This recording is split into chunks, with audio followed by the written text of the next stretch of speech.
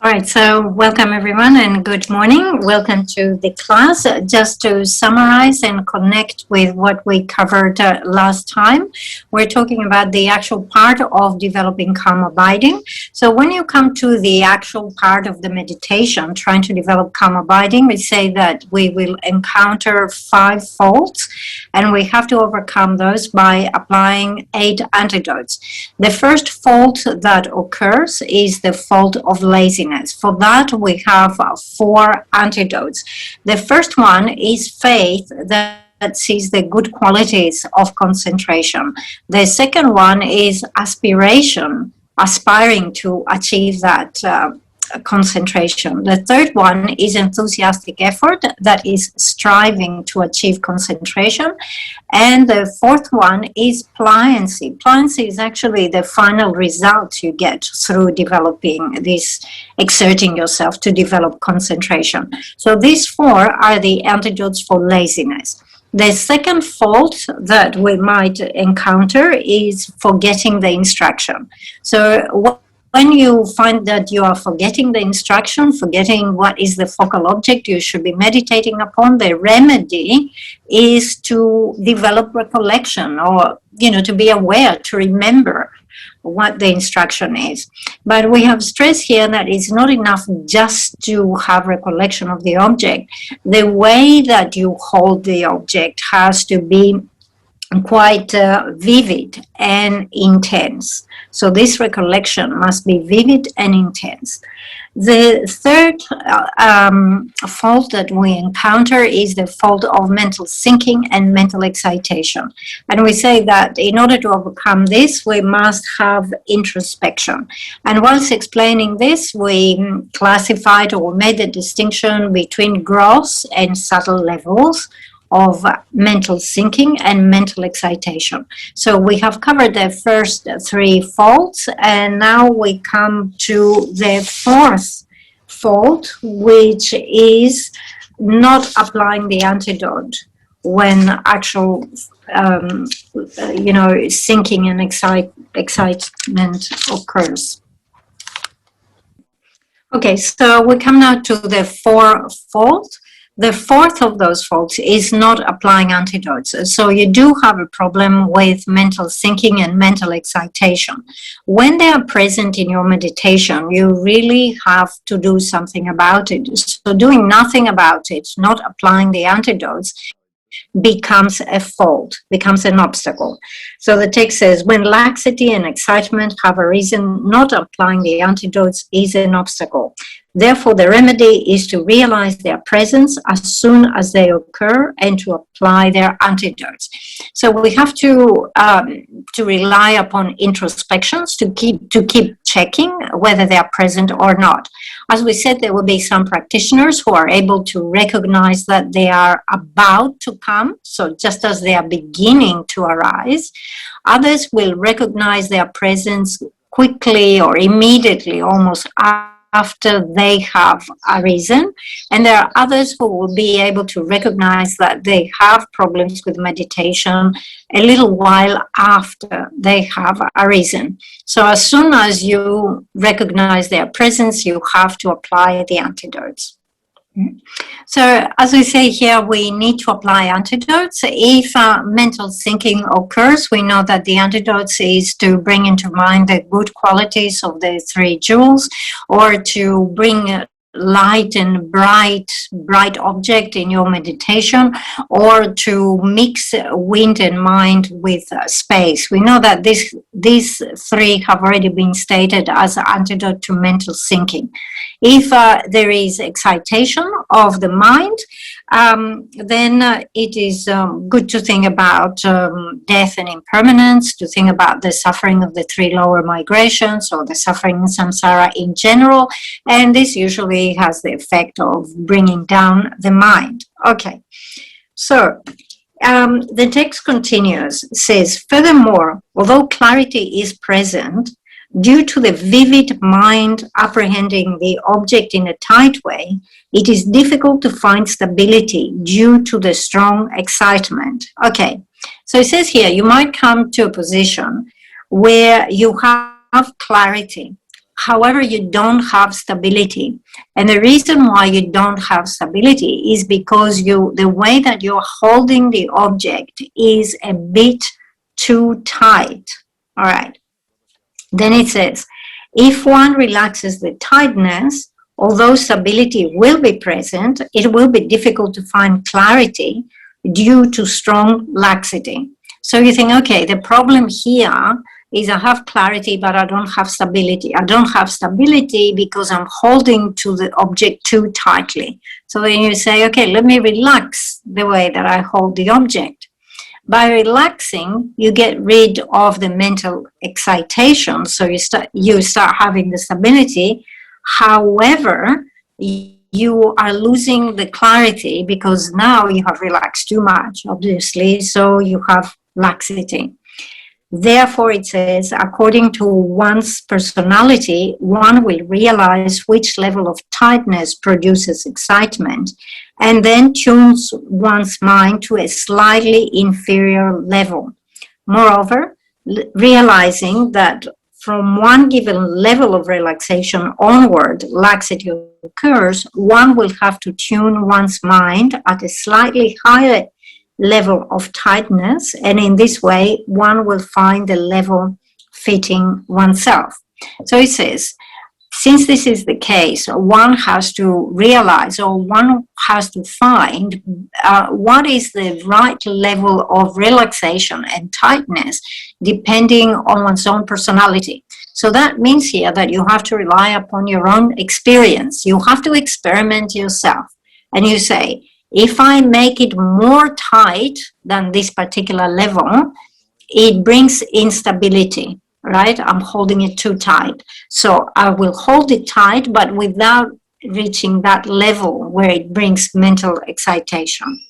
Then if I relax it below that particular level, it makes me have mental sinking. Therefore, I will relax, but I will not relax that much. Right? I will not reach so much relaxation that I will have mental sinking. Therefore, it's up to the practitioner to experiment and find out of their own experience what is the right degree of tension and laxity to avoid mental sinking and excitation. Okay, so as the text says here, according to one's personality, one will realize which level of tightness produces excitement and then tune one's mind to a slightly inferior level. So that says, I realize that if I hold it that much tight, it will give me excitement. So I will hold it tight, but not as tight, so a little bit less tight. Okay, then it says, moreover, realizing that from one given level of relaxation onward, laxity occurs, so one will have to tune one's mind at a slightly higher level of tightness. And in this way, one will find the level fitting oneself. Then you realize if I relax it too much, I fall into mental sinking. Therefore, my tightness cannot be that low. It has to be just a notch higher from that. So like this, you will have to find the balance between tightness and laxity. And as it says, you have to find a level that is fitting for yourself, whatever is appropriate for yourself. At this point, one will have to look for the stability which is free from distraction and excitement. So then you'll be able to find both the clarity and the stability. So we'll continue. It says, once you have found it, being cautious about laxity, one shall produce the clarity of a vivid mind. Don't trust the mere factor of limpidity, which lacks the clarity induced by a vivid and firm way of apprehending the object of the ascertaining consciousness, but rather sustaining alternatively the two produce a flawless concentration. So there is some very important advice here. It says, from the point of view of the object, of course you want to have clarity, but there is another aspect that you should be looking at. And this is what is happening from the point of view of the mind that is holding this object. So it's not enough just to have the clarity from the object. The mind must be holding that object in a very vivid and firm way. So the mind must be engaging this object kind of like with vividness, with tightness, with alertness. Okay, so it says, don't trust the mere factor of limpidity. Right, limpidity means the object is clear. The object from its side is clear. But in this way, you are lacking the clarity induced by the vivid and firm way of apprehending the object. Okay, so we have to alternate or combine these two and produce a flawless concentration, meaning understand what is the right balance between being too tight or being too relaxed. So apply the antidote when it's needed, as it's needed. Okay. Then we move into the next one, where it says, when one is free from subtle laxity and excitement, and the mind is absorbed with continuity and concentration, applying the antidote is an obstacle. And therefore, as a remedy, focus your mind having relaxed in a state of equanimity without applying the antidotes to laxity and excitement. There will come a point where you have found the perfect balance. So mental sinking and mental excitation are not a problem. If at this point you keep applying antidote, although the antidote is not needed, you are over applying the antidote, and this is a fault. So it says at this point you have to stop and remain in a state of equanimity. Okay, our text says, sustaining the meditation flawlessly in this way, one will gradually achieve the 9 mental stages, and then will achieve the calm abiding endowed with physical and mental pliancy. So once you get it perfectly calibrated, you keep extending the period of time that you are concentrated, so you will develop the 9 mental stages, and finally calm abiding. Okay, so now we come to the point where we have to explain how calm abiding is attained. It is attained by progressing along those 9 mental states, and we have to apply the 6 powers and rely on 4 types of mental engagement. So first of all, let's list the 9 mental states. The first one is setting the mind. The second one is continuous setting. The third one is resetting the mind. Fourth one, close setting. Fifth one, taming. Sixth one, pacifying. 7, fully pacifying. 8th is maintaining single pointedness, and the 9th one is equipoise. Okay, so we say that we have to rely upon 6 powers. The first one is the power of hearing. The second one, power of contemplation. The third one, power of mindfulness. The fourth one, power of introspection. The fifth one, power of effort. And the sixth one, power of familiarity. And finally, we have 4 types of mental engagement or attention. The first one is forcible attention. The second one is interrupted. The third one is uninterrupted. And the fourth one is spontaneous engagement. Okay, so let's look at the first type of mental placement. Number 1 in the list is setting the mind. And this first level of mental placement is achieved through the power of hearing. Okay, so let's explain this. So first of all, in a sense, we can explain what the first level is. It's almost like explaining the etymology.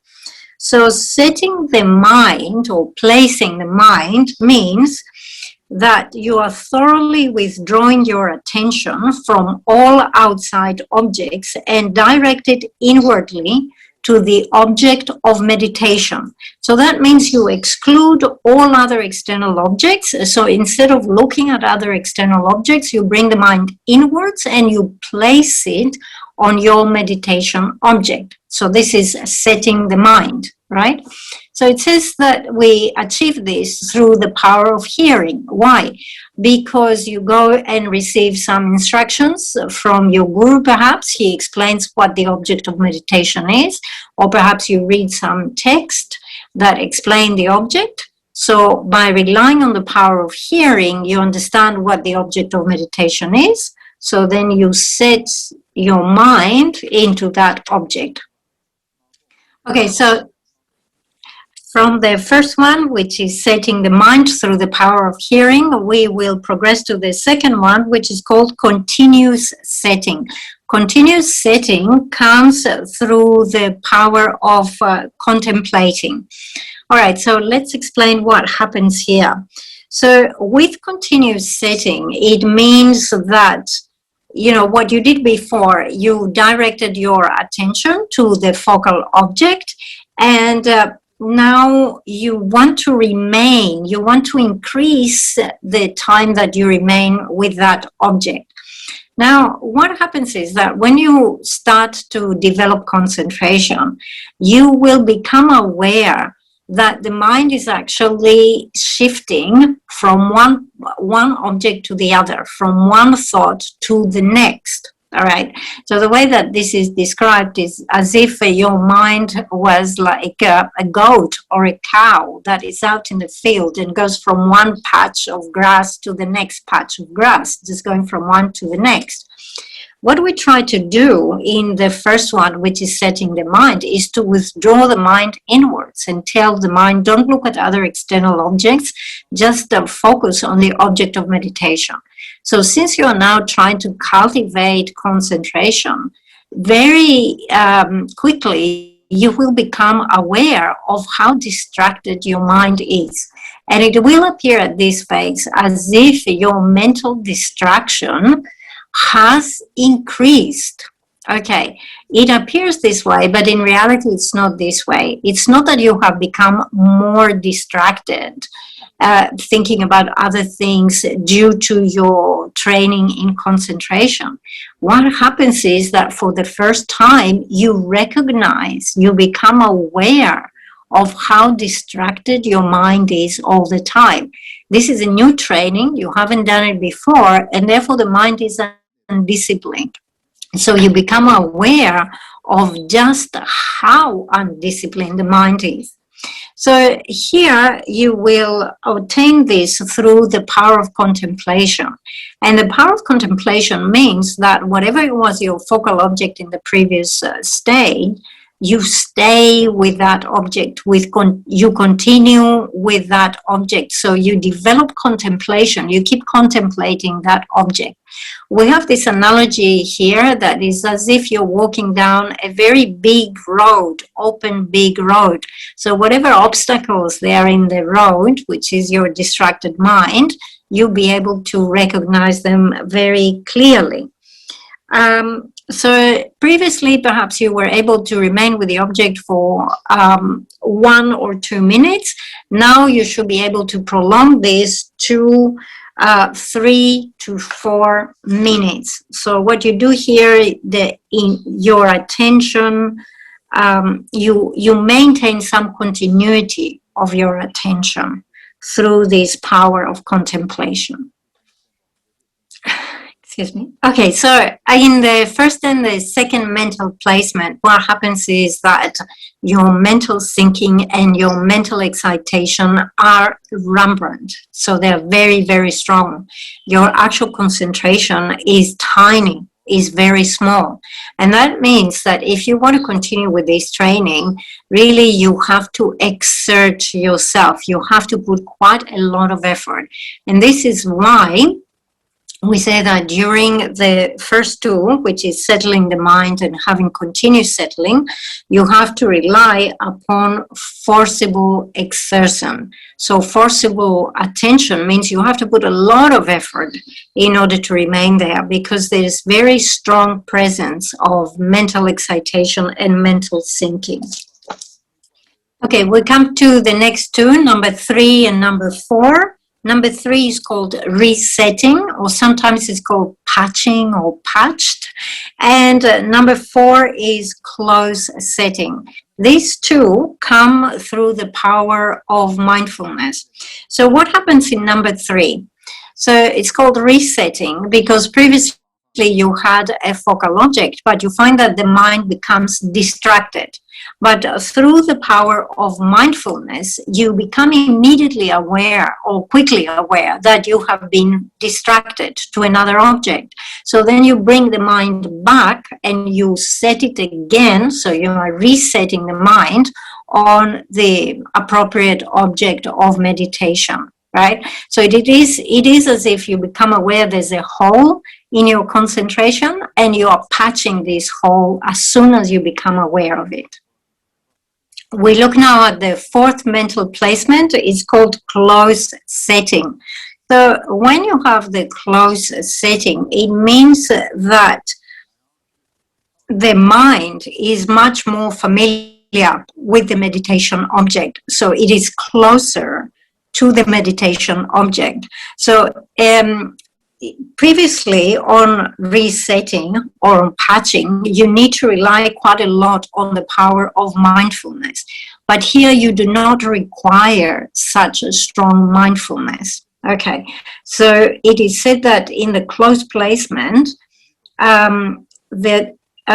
you recognize distraction and eliminate it. And with this mental state, you have eliminated distraction and place your attention on the object of meditation much easier with more continuity.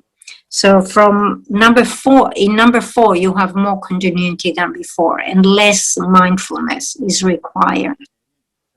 The 5th one is called Taming the Mind, and it comes through the power of introspection.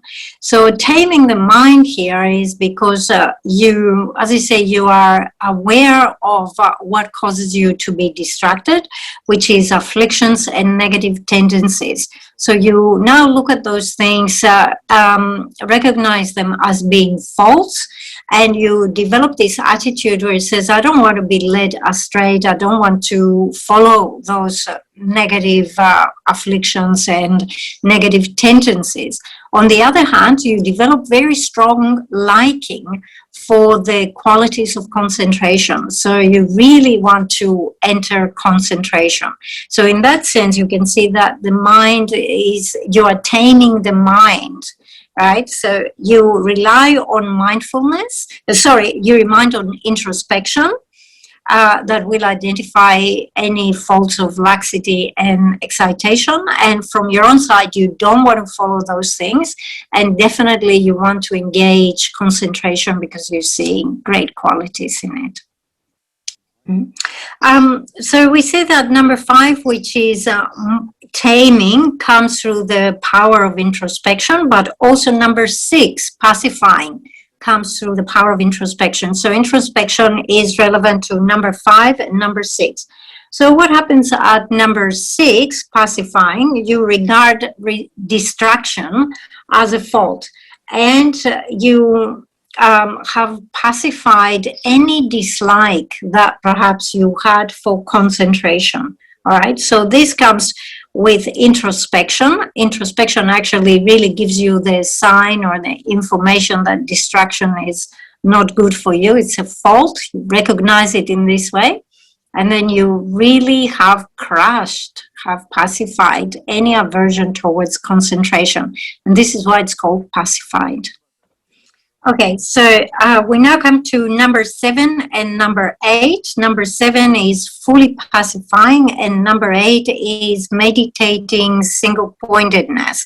These two, they come through the power of effort. Okay, so let's see what happens in fully pacifying. So fully pacifying here, it means that as soon as any afflictions such as attachment, lethargy, mental sinking, mental excitation, sleepiness, all of those things which arise on a subtle level, as soon as they arise, immediately you counteract them and you stop them. So definitely it will take effort. This is why you're relying on the power of effort to immediately do something about those things instead of following them and allowing them to linger. Okay, so we want to look here at the type of mental engagement or attention that we have. We said that the first and the second, which is settling the mind and continuous setting, come through forcible attention. And then number 3, 4, 5, 6, and 7 come through interrupted engagement. Okay, why do we call it interrupted engagement? Basically, from the third level, which is resetting the mind, you start developing a certain amount of concentration. Okay, so you do have some continuity. So you have concentration to talk about. So you notice that your concentration is actually interrupted by mental thinking and mental excitation, right? So your engagement is interrupted. You have engagement, but it's interrupted. So if we explain again the two types of mental engagement that we have seen so far, in the first and the second mental placement, the settling the mind and continuous settling of the mind, we say that you have very little concentration, right? And as we say, maximum you have reached up to 2, 3, 4 minutes, right?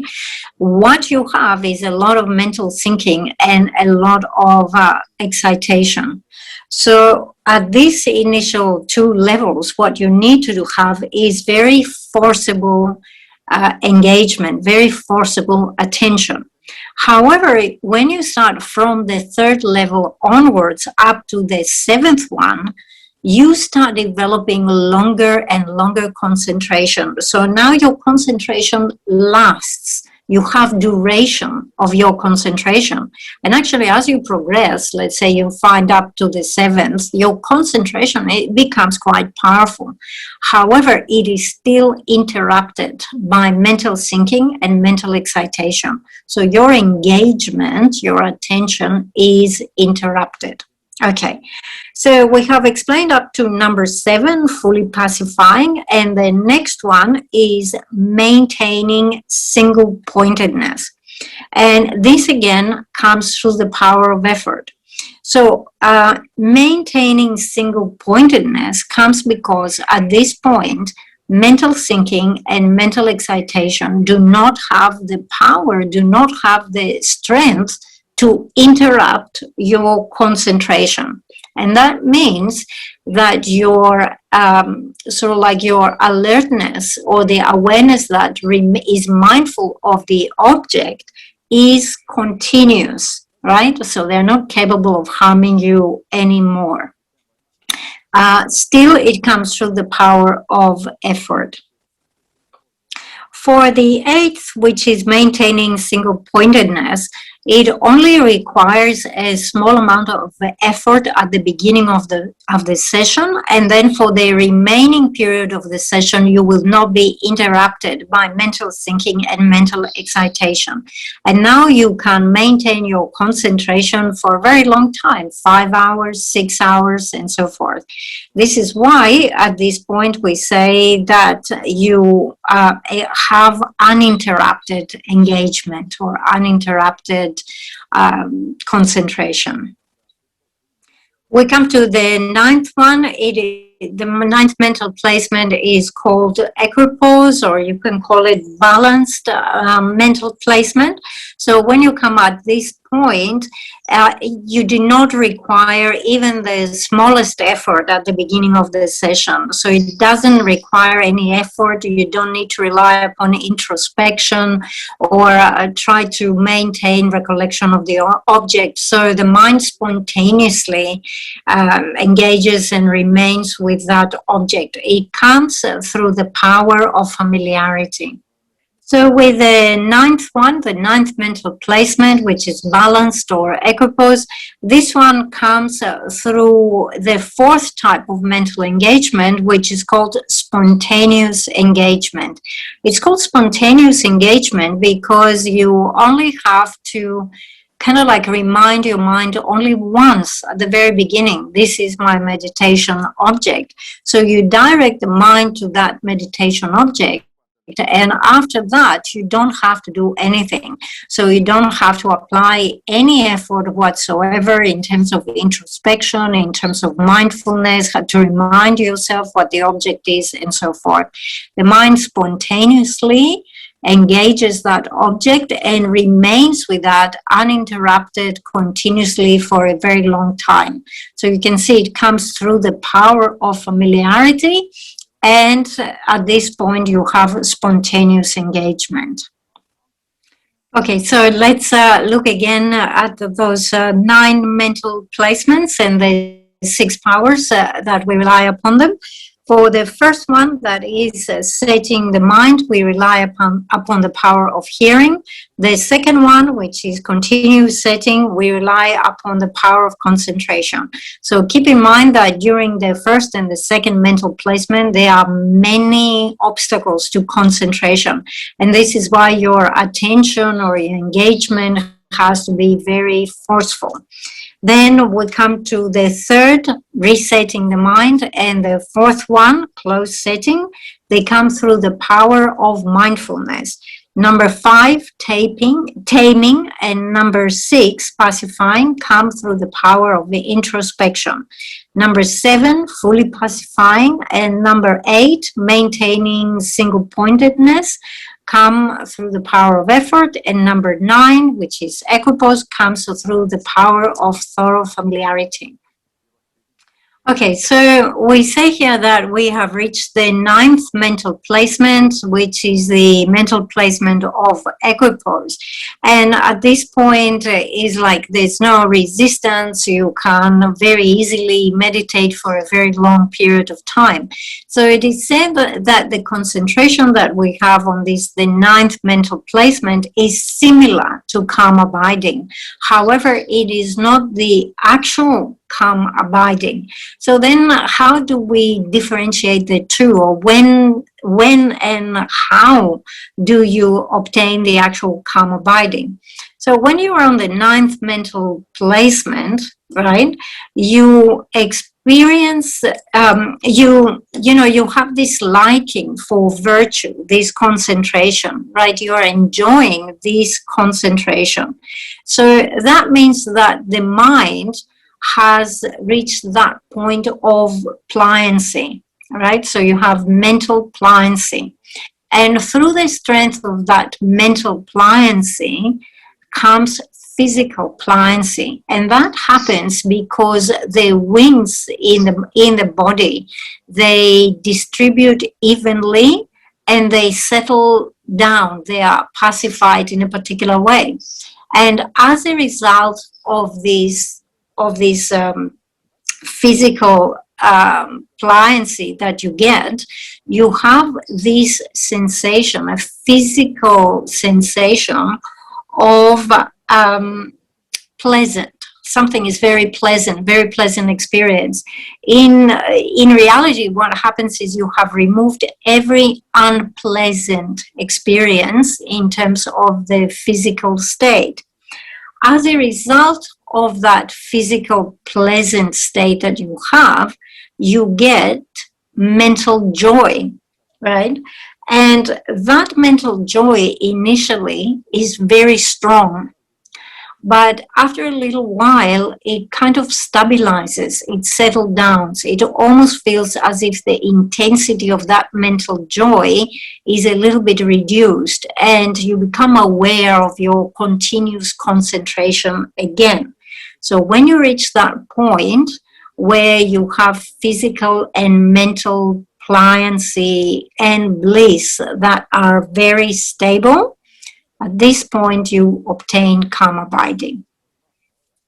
Okay, so let's summarize again this process for actually attaining calm abiding. We say that we need reach the 9th mental placement, but keep in mind that the 9th one is not actual calm abiding. It's a similitude. It's something similar to calm abiding.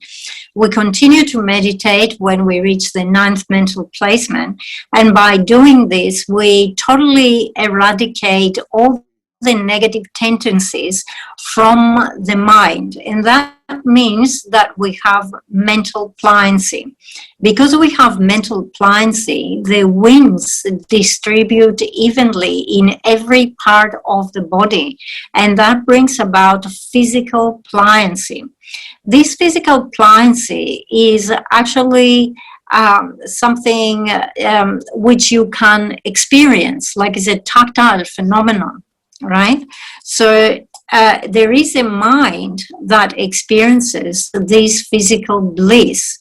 And therefore, that mind that experiences or is aware of this physical bliss generates mental bliss. Initially, that mental bliss is very intense. After a while, it settles down and stabilizes, and the mind becomes very stable. So at this point, you have a very stable mind that experiences the bliss of physical and mental pliancy. This is the actual calm abiding. So this is when the meditator initially achieves the actual calm abiding. So as you see, calm abiding is a process.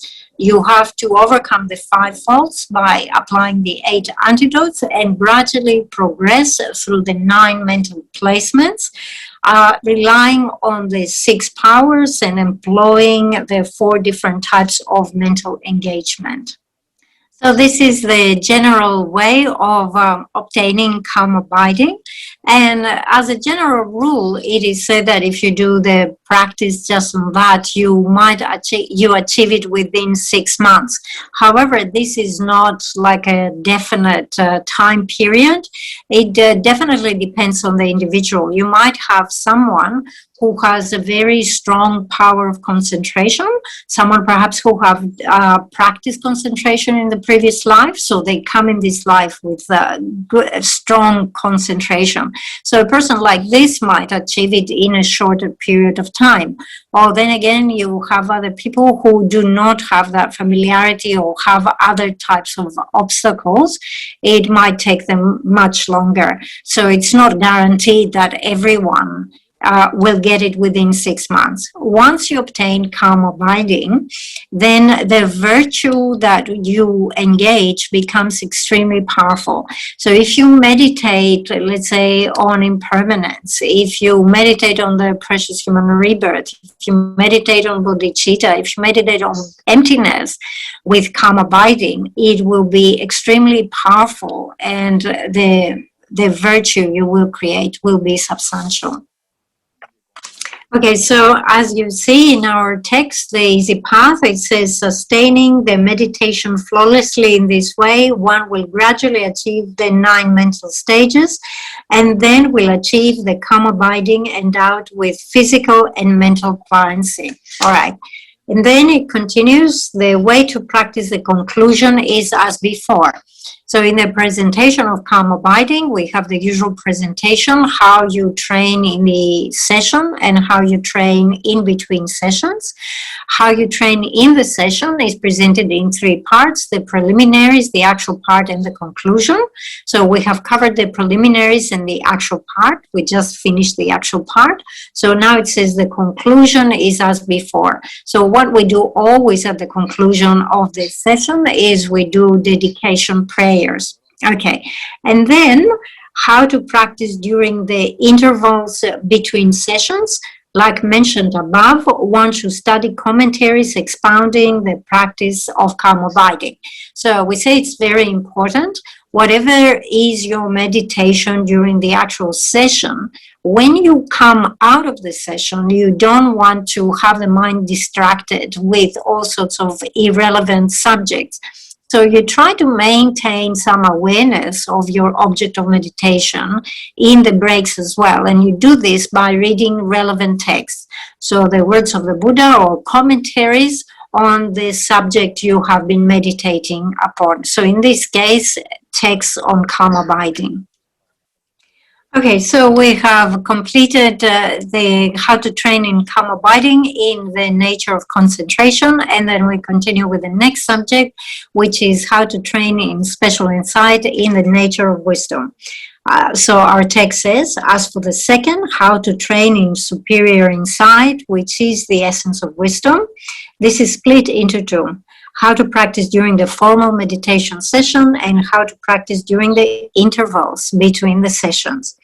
So the first one consists of preparation, the actual practice, and conclusion. The preparation is as explained in the context of calm abiding. So for the preparation, what we have here is the preliminaries. In terms of preliminaries, we saw in calm abiding, we have the general preliminaries and the specific preliminaries. The general preliminaries are the 6 preparatory rites of, cleaning and sweeping the place, putting the offerings, and so on and so forth, right? Then we had specific preliminaries, and specific preliminaries were to meditate on the subjects of the individual of the small scope and of the individual of the middle scope. And then we had specific preliminaries for calm abiding, that was the location and so forth.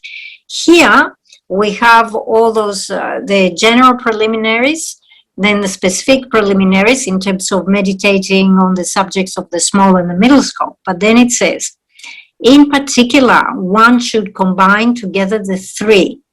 So particular preliminaries here, or way of practice, for special insight. Receiving the instructions of superior insight from a qualified master, having correctly relied upon him. So this first point is a very crucial point. You have to find a qualified teacher, you properly rely upon this teacher, and you receive instruction on emptiness, on special insight. Number 2, making fervent request, having regarded him or her and the deity as indivisible. And number 3, striving in purification and accumulation and so forth. These are the indispensable preliminaries to realize the vision or the view of emptiness. So remember, that was the instruction that Venerable Manjushri gave to Lama Tsongkhapa. You receive the instructions from the teacher. You make petition to the teacher, seeing him or her indivisible from your deity, and you keep working on your purification and building up your accumulation. Okay, so having explained the preparation, then we go into the next one, which is the actual practice. As for the actual practice, so the actual practice of cultivating special insight, focusing on emptiness, it's divided into 2. How to meditate after having determined the selflessness of person, and how to meditate after having determined the selflessness of phenomena. So the way that we have to meditate on emptiness or selflessness of person and selflessness or emptiness of phenomena. So what we need to keep in mind here is that everything, all existing entities, all phenomena, all objects of knowledge are empty of inherent existence, and therefore emptiness is their final mode of existence, the ultimate way in which they exist. But when we want to summarize all this, or when we want to examine it in a more condensed way, we talk about the selflessness of the person and the selflessness of phenomena. In the Prajnaparamita text, we find many classifications of emptiness. So you can find reference to the 18 types of emptiness, the 16 types of emptiness, the 4 types of emptiness, the 2 types of emptiness, and so forth. However, if we want to summarize everything, it comes down to the 2 types of emptiness: emptiness of person and emptiness of phenomena. Okay, so it says, for the first one, although Buddha proclaimed many types of reasoning in order to determine the selflessness, for beginners, the reasoning of the 4 essential points is the easiest to comprehend. So the first one is how to meditate having determined the selflessness of the person. So to determine the selflessness of the person, to settle that, you need to rely upon some reasoning. In the various sutras and scriptures, the Buddha has given countless types of logical reasoning. However, a beginner would become actually confused if a beginner starts looking at all sorts of reasoning. So it says that for beginners, the most beneficial way to settle this issue of selflessness of the person is to rely on the 4 essential points. So the author implies that he will explain this. Okay, so as we say here, we will need, as beginners, we need to rely upon those 4 essential points. So what are those 4 essential points? The first point is the point of recognizing the object of negation. The second one is the point of recognizing the point of the privation. What do we mean here about the point of privation? The point of privation is this. If something truly exists, it will either exist as truly existing one or as truly existing many. So it doesn't go beyond that. It is contained with that. If it truly exists, it's either truly existing as one or truly existing as many. So there is that privation that contains everything. The third point is the point of understanding that it is free or, separate, or it does not exist as truly existing one. And the fourth point is to understand that it does not truly exist as many. So these are the 4 points. So we say that from those 4 essential points, crucial points, the first one is the crucial point of the object of negation.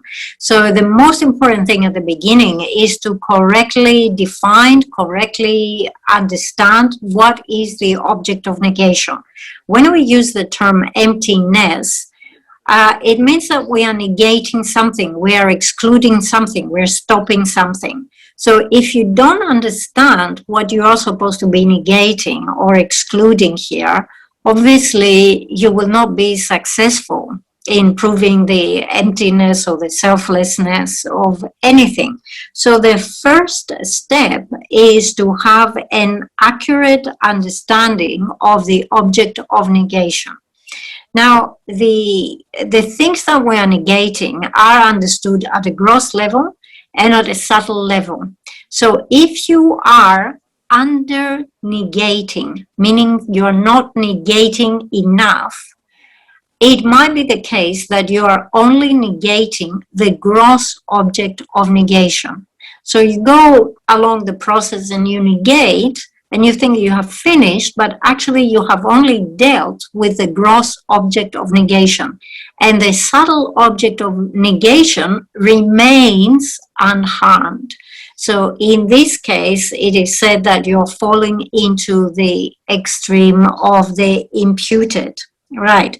And this is very important because the self-grasping that we have is innate. It has been with us since beginningless time. So if you're only negating at a gross imputed level, you have not dealt with the innate. So the innate will remain. The other mistake that you can make is that you are over-negating. So you come to the point of negating even conventional existence. And if you do that, you fall into the extreme of nihilism. Right? So you are going into over-negation. And therefore, it is very important to avoid the 2 extremes, the extreme of the imputed and the extreme of the innate, and correctly define the object of negation. Okay, so as we say, it is very important that we correctly recognize, accurately recognize and define the object of negation. So how are we going to do this? So let's go back to the easy path. It says, we all have, even during deep sleep, a tenacious mind at the deep of one's heart, thinking, I. This is the innate self-grasping. Okay, so we say at all times, even when we are fast asleep, we have this notion of I. We keep thinking I, me, I. So this is what we mean by the innate self-grasping. So it says, for example, when somebody accuses us of this or that fault while we did not commit it, since at this time the way of innate self-grasping conceives the I is very clear, examine how the mind is thinking. All right. So what happens is, imagine that someone accuses you of having done something that you haven't. So let's say you stole that thing and you haven't stole anything. And at this point, the first thing that comes into your mind is the thought that says, I haven't done anything. I haven't stolen anything. So this thought, I haven't done it. It wasn't me. Okay, so the thought arises. This is an occasion when this innate I appears very clearly to the mind. So at this time, examine how the mind thinking, I am accused of this and that fault, which I have not committed, conceives it. All right. So in a situation like this, where you are accused of something that you haven't done, the idea of I appears very clearly. So this is an opportunity where it is easy for us to recognize it. Okay, so the text says here, sorry, where are we? At that time, investigate with a small part or a corner of your mind what is referring to when thinking I and how it conceives it. So we say someone accused you and you have this very, very strong sense of I. So when this very strong sense of I arises, you investigate with a corner of your mind and you say, oh, I'm thinking about I, me. How am I conceiving this I? How does this I appear? Then it says, moreover, if the latter one, the mind,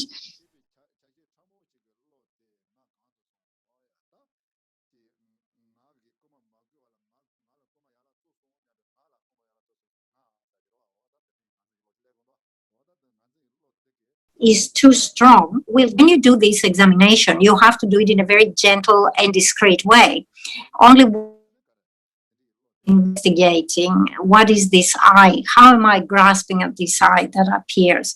If it is too strong, the mind conceiving I will just disappear altogether. Okay, therefore generate all the other minds as the mind thinking I, meaning use different means and methods to induce this very strong reaction that says I didn't do it, or I did it, or, it was me.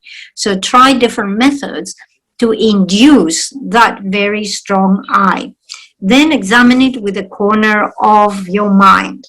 Then what is the innate self-grasping mind refers to when thinking I?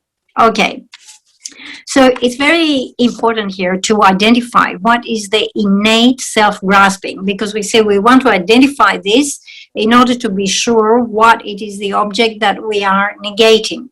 So we have an example in the text, and it says, sometimes when you walk at the edge of a cliff, let's say, right, and you have this thought that, oh, if I put my feet in the wrong way, if I take a wrong step, I might fall off the cliff and, I will fall down and I will crush my body and I will die. And at this particular time, you have this fear, this sense of I, but at that time, the I is associated with the body. It's as if you're thinking the I is the body because you have this physical danger, right? At some other times, you are thinking, oh, I have done so much negativity. As a result of this, I will experience all this suffering. So at that time, you're associating the I with the mind. You see, sometimes we associate the I with the body, sometimes we associate it with the mind. The object of negation, the innate grasp, is neither of these. This idea, there is an I that exists on the collection of being by mind or conception, right? So this is the innate self. This is what we need to negate. Okay, so continuing from our text, the easy path, it does not five psychological aggregates or body and mind, nor does it refer to a single aggregate or to only the mind or only the body, and not to the mere imputation made by thoughts on the whole of the five aggregates or the combination of body and mind. The innate self-grasping mind refers to an I who is self-sufficient from mind conceives it. Okay, so this actually describes the object of negation. It says, is not the idea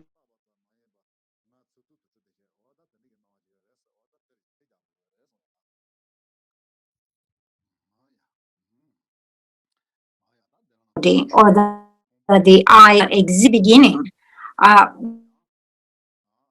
with of body and mind, or the five aggregates, without being imputed, without being labeled by anyone, that it exists there from the very beginning. So that is that type of conception, that type of thought is the innate I. Since the I, that is what is conceived in this way, is the object of negation to be refuted, one should really ascertain it in a naked way, meaning absolutely clearly, with one's mind, rather than just because you heard other people say, or just like repeating empty words. So it is very important to sit down and do this investigation yourself at this idea, or I have a very strong idea of I. How does my mind actually believes that this I exists? How does it appear to my mind? Don't be happy with just the presentation that another person gives you. Another person says, okay, this is what it is. But here you see it's very clear, it's defined very clearly. This is how you cause this very strong I to arise. When it arises strongly, do this investigation.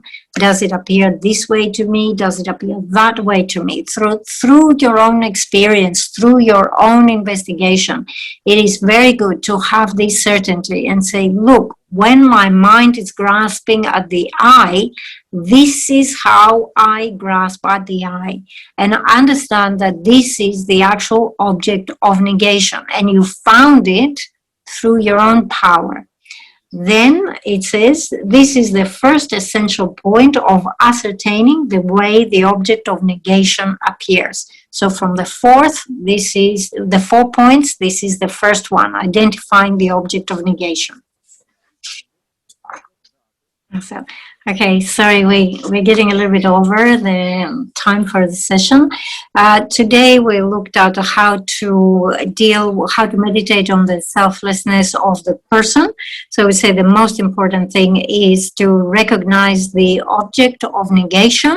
So when we have this very strong sense of I appearing, we need to identify the innate self-grasping. So when we have innate self-grasping, how does this I appear to the self? This first point of correctly, accurately identifying the object of negation is very crucial. If you get that wrong, if it's not accurate, you fall in the danger of either the extreme of permanence or the extreme of annihilation. And if you fall into these extremes, it will be very difficult to realize emptiness. So, as it is said here, the text says you have to understand the object of negation in a naked way, absolutely clear, with your own mind, rather than just because you heard it from other people. So there is an anecdote there was a group of 5 monks in Kham, and they wanted to understand the object of negation. And they went into the abbot of Gyume Monastery, and they said, "Could you please explain the object of negation to us?" And he said, "Look, I cannot explain it very well. I'm not a great scholar. However, there is another great scholar that is in the area of Tsang, sort of like central Tibet." So he said, "Go to central Tibet and find this great scholar." So the monks went there and received teachings from this great scholar. So, the explanation, right, was that typically in a Tibetan house, the way that the house was done is like almost like a 2-story building. And on the ground floor, what you have is more or less the stable where the animals are staying. So you would have the horses, the yak, and so forth. They are on the ground floor. And then the humans would be eating and sleeping and so forth on the top floor. So they were saying, it is like this. The object of negation is like this. Go where the horses are and say, "I am not here. I am not here." And hopefully that will give you a clue why our text insists and says, don't rely on what other people say to you the object of negation is. You have to find yourself through your own investigation. How does it appear to me? How do I grasp at this idea of the I when the strong notion of I arises to me? That's a very important point. Okay, now going forward with our class. Unfortunately, the monastery has requested Geshe to resume a more intense teaching schedule. So Saturday morning is not free time anymore for Geshe. He has been asked to teach some other tantric class in the monastery. However, we could do Saturday afternoon, evening, whatever time it falls for you. And so we can maintain the Wednesday and the Saturday class in the evening or afternoon, according to the time zone that you are in.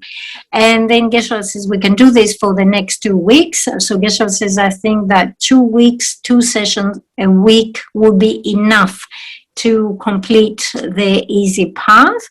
And then we will have to have a break with Geshe's teachings because Geshe will have to be busy in the monastery. But then again, when that period of busyness in the monastery is finished, we can have classes again and we can have the tantric grounds and paths that were requested. Okay, so we stop here for today. Apologies, we went a bit over time.